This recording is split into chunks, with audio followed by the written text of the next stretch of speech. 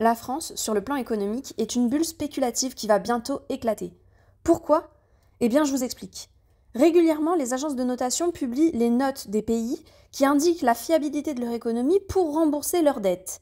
Ce sont entre autres ces notes qui permettent à nos banques d'emprunter à certains taux plutôt qu'à d'autres.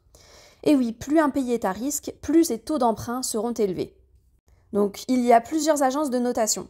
Depuis des années, nous étions à triple A. Mais depuis le début des années 2010, notre note a chuté à double A+, et jusqu'en 2023, nous avions stabilisé cette note. Mais face à notre déficit exponentiel, Fitch, une de ces agences de notation, a dû dégrader notre note à AA- en 2023. Depuis, notre croissance ne fait que régresser, notre déficit augmente, ainsi que notre dette publique. Nos dirigeants ne font que dilapider l'argent que nous n'avons pas dans des guerres que nous ne devrions pas mener. Politiquement, rien ne peut être fait pour résoudre ces problèmes, car de plus en plus de décisions sont prises à l'échelle européenne et de moins en moins de décisions sont prises en France, étant donné notre paralysie politique. Pourtant, et bien que les agences de notation connaissent notre situation économique et politique et que rien ne puisse présager une quelconque amélioration, elles ne nous ont toujours pas passé en simple A. Dans son communiqué cette semaine, Fitch a bien dénoncé que rien n'allait dans le pays et que c'était pire que ses prédictions initiales. Il n'y a rien de positif sur la France dans ce communiqué, mais elle conserve la notation de AA-. Ça me rappelle la situation que nous avons connue lors de la crise des subprimes en 2008. La situation était similaire, mais il ne s'agissait pourtant cette fois que de prêts immobiliers au départ. Ici, il s'agit quand même d'un pays. Pour résumer, à l'époque, ces prêts étaient proposés à des ménages peu solvables et à des taux bas.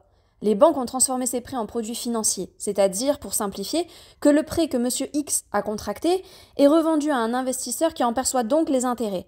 Et grâce aux agences de notation qui ont eu la bonne idée de juger ces investissements peu risqués, tout le monde en achetait, les particuliers, mais aussi les banques et les fonds de pension. Vous voyez donc le début du lien avec la France aujourd'hui. C'est là que la bulle grossit, car de plus en plus de personnes ont investi dans quelque chose de risqué. Mais voilà, les taux d'intérêt ont augmenté, ce qui pourrait bien arriver à la France aujourd'hui, et les millions de Monsieur X qui ont pris des crédits subprime n'ont pas pu rembourser leurs prêts.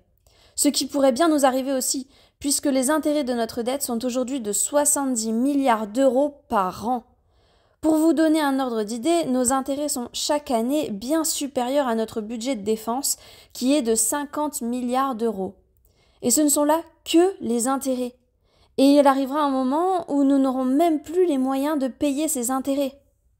En conséquence, les banques ont à l'époque essayé de se rembourser en saisissant les biens et les maisons des Monsieur X qui avaient contracté ces prêts. Mais il y avait tellement de Monsieur X qu'il y avait trop de maisons qui se sont retrouvées en même temps sur le marché de l'immobilier, ce qui a fait baisser le prix de l'immobilier en général.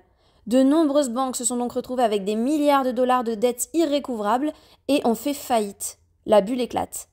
Lorsqu'une bulle spéculative éclate, plus personne n'a confiance au système. Les banques ne prêtaient plus, les entreprises n'ont pas pu financer leurs activités, ce qui a entraîné des licenciements et une récession mondiale. Pour sauver les banques, les États ont dû s'endetter massivement pour éviter l'effondrement total du système. Mais ça, c'est le début du serpent qui se mord la queue, car aujourd'hui nous sommes très endettés. Mais nous continuons de le faire pour financer notre train de vie, et notamment la guerre, alors que nous n'en avons pas les moyens.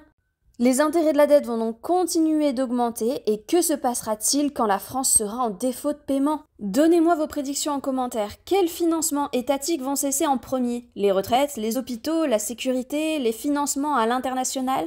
Qu'est-ce qui va sauter en premier? Si vous avez aimé cette vidéo, n'hésitez pas à la commenter, à la partager et à la liker. À bientôt pour une prochaine vidéo.